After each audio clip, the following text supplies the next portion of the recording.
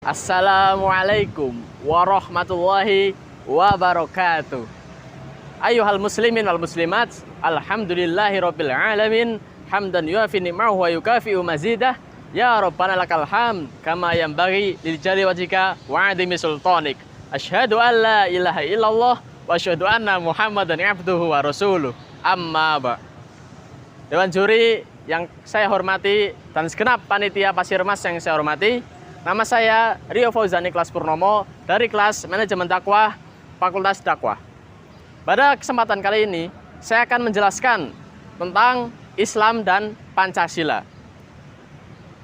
Seperti yang kita tahu, Pancasila adalah dasar negara Republik Indonesia atau ideologi negara yang tidak bisa diganti oleh ideologi manapun. Pancasila terdiri dari dua kalimat, yaitu panca yang berarti 5 dan sila yaitu asas. Sebelumnya saya akan menjelaskan tentang sejarah singkat Pancasila. Pancasila dibentuk pada tanggal 1 Juni 1945 dan disahkan pada tanggal 18 Agustus 1945. Yang pada saat itu di sidang BPUPKI, sidang tanggal 29 Mei sampai 1 Juni, dan pada saat tanggal 1 Juni 1945, Insinyur Soekarno menggagaskan sebuah ide Pancasila sebagai dasar negara yang isinya poin pertama, sila pertama yaitu ketuhanan, sila kedua kemanusiaan, sila ketiga persatuan, sila keempat demokrasi, dan sila kelima keadilan. Dan pada saat itu belum disahkan pada tanggal 1 Juni dan disahkan pada tanggal 18 Agustus 1945 setelah kemerdekaan di sidang PPKI. Nah, itu merupakan sejarah singkat tentang Pancasila. Kemudian, apa hubungan Islam dan Pancasila, jamaah? Islam adalah rahmatan lil alamin, rahmat bagi seluruh alam, mensejahterakan, memakmurkan umat manusia di bumi. Dan Pancasila merupakan dasar negara dalam lingkup negara untuk memakmurkan rakyat Indonesia.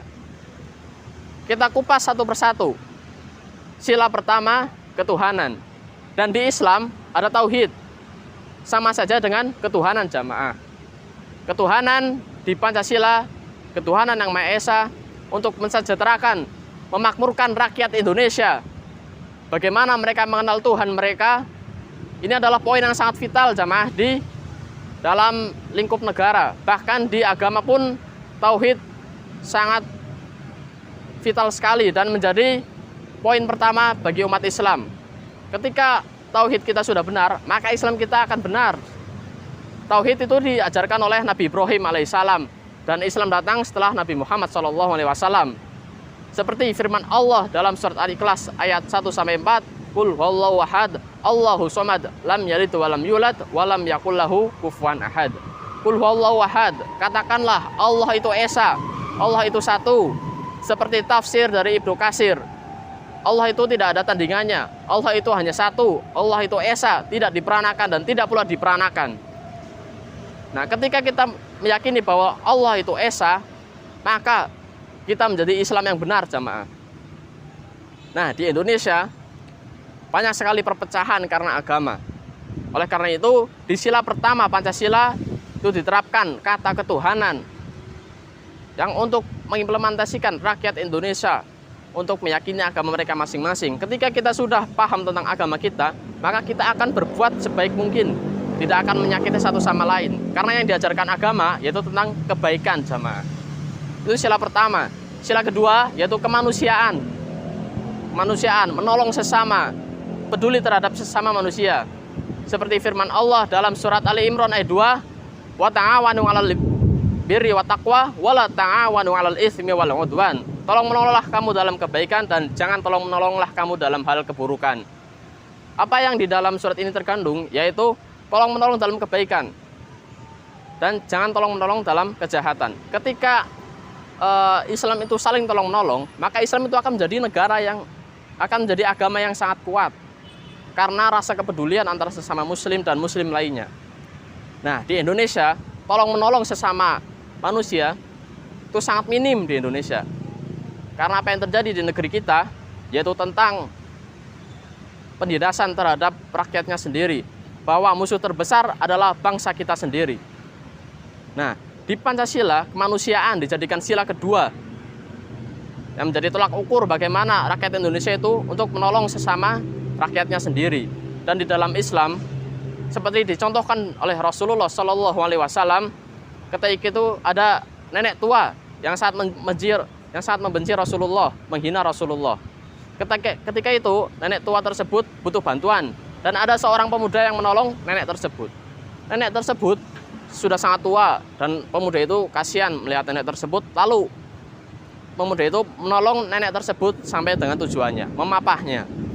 Di dalam perjalanan, nenek tua tersebut menghina Rasulullah dan mengatakan kepada pemuda, "Jangan kau ikuti Rasulullah. Rasulullah itu pembohong.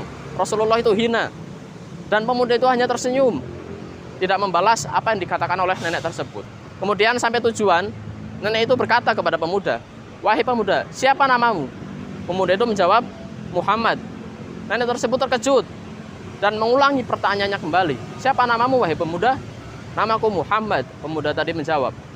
Alangkah terkejutnya nenek tersebut bahwa yang dia hina ada di hadapannya. Dan apa respon dari Rasulullah? Beliau hanya tersenyum mendengarkan hinaan dari nenek tersebut. Beliau tidak marah, dan ini menjadi contoh bagaimana Rasulullah menolong, bahkan yang membenci beliau pun tolong. Oleh karena itu, ketika ada orang yang membenci kita, maka kita tidak boleh tidak saling menolong. Bahkan tolong menolong dalam keburukan itu sangat dilarang dalam Islam. Oleh karena itu, sila kedua yaitu kemanusiaan diterapkan di dalam nilai Islam. Dan sila ketiga yaitu persatuan Indonesia. Persatuan di sini di Indonesia itu sangat dianjurkan oleh pahlawan negara kita, bahwa persatuan Indonesia sangat diprioritaskan. Ketika negara kita sudah bersatu, maka kita akan menjadi negara yang kuat, jadi negara yang sangat kuat. Dan apa yang terjadi di negara kita sekarang? Di negara kita, persatuan itu tidak ada artinya, karena mereka mementingkan diri sendiri. Persatuan di Indonesia itu sangat kurang. Oleh karena itu, Pancasila menjadi dasar negara harus dijadikan tolak ukur bagi rakyat Indonesia. Seperti firman Allah, "Innamal mu'minuna fa'aslihu baina akhwaikum wattaqullah la'allakum turhamun." Wahai orang muslim, kalian semua itu saudara, maka damaikanlah kedua saudara tersebut. Dalam firman Allah Al-Hujurat ayat 10 ini, bahwa saling bersatu, mendamaikan antara satu dengan lainnya. Jika ada umat Islam yang terpecah, maka tugas kita itu mendamaikan. Bagaimana mereka untuk bersatu. Dan kemudian, ketika kita sudah bersatu, maka Islam itu akan menjadi kuat, jemaah. Firman Allah sudah seperti itu. Dan Rasulullah pun menganjurkan untuk kita bersatu, melawan musuh-musuh Allah. Itu merupakan sila yang ketiga, persatuan. Dan sila keempat, yaitu tentang musyawarah. Musyawarah yaitu bagaimana kita mendiskusikan untuk mencapai mufakat. Wasyawirhum bil amr. Selesaikanlah dengan cara musyawarah. Fa idza azamta fatawakkal 'ala Allah. Dan jika kalian sudah bertekad bulat, maka bertakwalah kepada Allah. Ali Imran ayat 159. Ketika kita mempunyai masalah, maka bermusyawarahlah untuk mencapai kemufakatan. Karena Rasulullah SAW menganjurkan hal seperti itu di dalam Islam. Musyawarah itu sangat penting. Bagaimana menyelesaikan masalah, jamaah. Ketika akan perang, Rasulullah itu bermusyawarah untuk bagaimana strategi perang, memenangkan peperangan tersebut. Maka di Indonesia, seperti perwakilan rakyat, DPR, DPRD, ketika ingin melakukan penyelesaian masalah, mereka harus memusyawarahkan apa yang akan disampaikan kepada masyarakat, supaya masyarakat itu setuju. Ketika rakyat tidak setuju, maka musyawarah itu harus diulang kembali sampai terjadinya kesetujuan antara kedua belah pihak. Oleh karena itu, di Indonesia sangat dianjurkan untuk musyawarah sebagai jalan solusi keluar dari setiap masalah. Dan di Islam itu sangat dianjurkan untuk musyawarah. Dan kelima, keadilan bagi seluruh rakyat Indonesia. Keadilan itu merupakan tolak ukur dari kemakmuran negara. Ketika negara itu menerapkan keadilan, maka negara itu akan menjadi negara yang maju, negara yang makmur dan sejahtera. Dan begitu juga sebaliknya. Nah, di Indonesia terkenal dengan istilah tumpul ke atas, tajam ke bawah. Apa itu jamaah? Yaitu ketika orang yang punya harta banyak, pejabat atau petinggi negara itu melakukan pelanggaran, maka mereka akan dihukum dengan sangat rumit. Tidak langsung dijatuhi hukuman. Ketika rakyat biasa melakukan pelanggaran, membunuh atau mencuri, langsung dijatuhkan hukuman, jamaah. Nah, itu sangat dikhawatirkan terjadi di negara kita, bahkan sudah terjadi. Apa yang kita lakukan? Keadilan di Islam sudah dianjurkan sekali, bahwa keadilan di Islam itu sangat-sangat dianjurkan, sahabat, sama semua.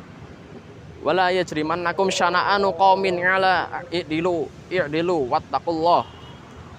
Dan janganlah kamu berbuat tidak adil, berlaku adillah, karena yang mendekati takwa itu adalah adil. Dan Rasulullah menjadi suri tauladan kita. Beliau merupakan orang yang sangat adil. Tidak pernah beliau berlaku tidak adil. Seperti yang terjadi pada peletakan batu, beliau disarankan kepada penduduk untuk menjadi penengah atau pengadil di dalam perseteruan antara dua kelompok tersebut. Pada saat itu batu Hajar Aswad yang sangat mulia diperebutkan oleh kabilah-kabilah, dan Rasulullah mempunyai solusi keadilan, yaitu membentangkan sebuah kain, lalu meminta para kabilah untuk memegang salah satu sudut dan meletakkannya secara bersama-sama. Itu merupakan keadilan. Dan Rasulullah SAW bersabda, berlaku adil, niscaya kau akan menjadi di mimbar-mimbar di atas kecahayaan. Nah,